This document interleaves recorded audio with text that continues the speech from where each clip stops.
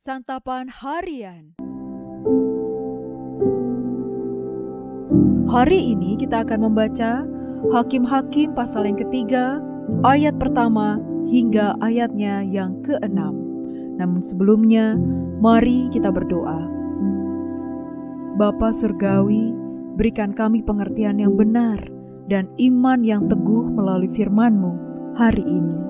Di dalam nama Yesus Kristus kami memohon. Amin. Hakim-Hakim 3 ayat 1-6. Inilah bangsa-bangsa yang dibiarkan Tuhan tinggal agar melalui mereka ia mencobai orang Israel, semua yang tidak mengalami peperangan di Kanaan, hanya supaya generasi-generasi Israel yang tidak mengalami perang yang sudah-sudah dilatih berperang. Kelima raja kota orang Filistin, semua orang Kanaan, orang Sidon dan orang Hewi yang tinggal di pegunungan Libanon, dari gunung Baal Hermon sampai ke Lebo Hamat. Mereka tetap ada supaya melalui mereka orang Israel dicobai, untuk mengetahui apakah mereka mendengarkan perintah-perintah yang Tuhan berikan kepada nenek moyang mereka dengan perantaraan Musa.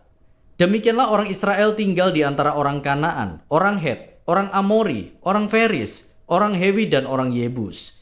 Orang Israel mengambil anak-anak perempuan mereka sebagai istri dan memberikan anak-anak perempuan mereka sendiri kepada anak-anak lelaki mereka, serta beribadah kepada ilah-ilah mereka.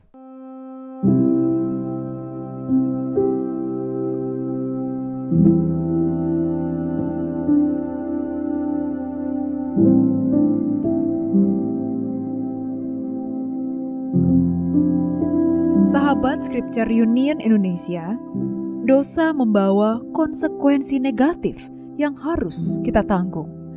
Mungkin kita bertanya-tanya, mengapa Allah yang Maha Kuasa tidak menghapus saja konsekuensi tersebut? Sebenarnya Allah kadang membiarkan konsekuensi itu tetap terjadi untuk menjadi ujian dalam hidup kita seperti dalam nas hari ini.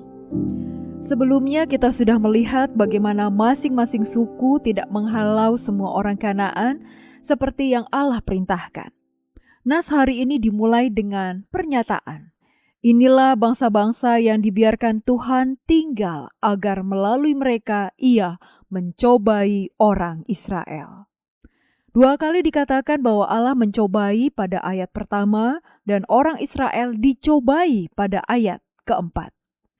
Pengulangan ini menunjukkan penekanan bahwa Allah dengan sengaja membiarkan bangsa-bangsa asing itu hidup bersama dengan bangsa Israel sebagai cobaan bagi mereka.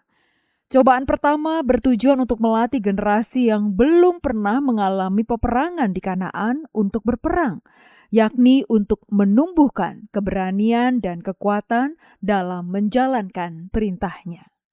Cobaan kedua bertujuan untuk membuktikan apakah mereka mendengarkan perintah yang ia berikan kepada nenek moyang mereka dengan perantaraan Musa. Sayangnya, dalam cobaan yang kedua ini mereka gagal. Mereka tinggal di antara orang Kanaan, saling menikahkan anak-anak mereka dengan orang Kanaan, dan beribadah kepada ilah orang Kanaan. Kata cobaan di sini adalah sinonim untuk ujian, dan kata yang dipakai dalam bahasa Ibrani bisa berarti ujian. Kita melihat Allah memakai akibat dari ketidaktaatan sebagai ujian selanjutnya. Kita tidak sempurna dan tetap berdosa. Dengan demikian, kita harus hati-hati dan menyiapkan diri untuk menerima ujian dan cobaan karena dosa kita yang sebelumnya. Satu kesalahan yang kita lakukan dapat menyebabkan rentetan ujian dalam kehidupan. Marilah kita berupaya untuk mempersiapkan diri supaya kita dapat berhasil dalam ujian-ujian yang bisa muncul dalam hidup kita. Mari kita berdoa. Ya Tuhan, penuntun langkah kami, ajarilah kami untuk setia mempersiapkan hati sebelum ujian datang mengetuk. Teguhkanlah iman kami dalam hari-hari yang tenang, agar ketika badai tiba kami tidak goyah. Bentuklah karakter kami dalam disiplin, isi kami dengan hikmat dan keberanian, supaya setiap ujian menjadi jalan pertumbuhan. Dalam tangan-Mu ya Kristus Yesus, kami siap Engkau bentuk. Amin.